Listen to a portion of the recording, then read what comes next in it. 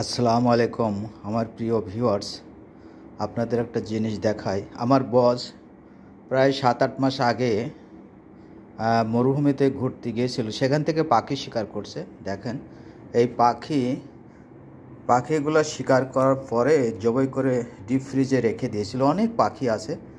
তা আজকে আবার আমার ম্যানেজার বললো যে 2টা পাখি বের করে পরিষ্কার কর, খেপসা রান্না করব, যার জন্যে আমি পরিষ্কার করছি।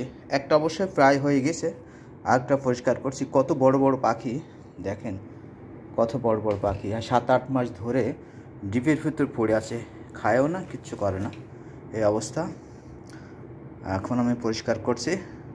পরিষ্কার করা কমপ্লিট হয়ে গেলে আমার ম্যানেজার খুব সুন্দর রান্না করতে পারে, সব ধরনের রান্না করতে পারে। সে আজকে পাখির মাংস দিয়ে খেপচা রান্না করবে। আমার ম্যানেজারের ইচ্ছা ছিল খেপচা রান্না করা, কিন্তু সেটা আর হলো না।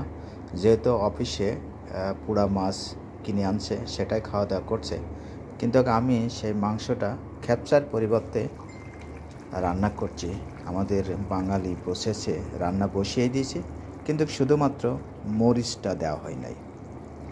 রান্না চলছে, যেহেতু পাখির মাংস অনেক শক্ত, সিদ্ধ হতে অনেক সময় লাগবে, মিনিমাম 2 ঘন্টা আমি জ্বালাবো।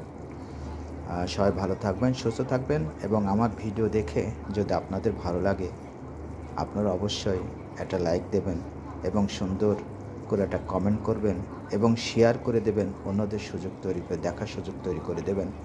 আর সেই সাথে আপনার এই ভাইটির জন্য দোয়া করবেন। সবাই ভালো থাকবেন।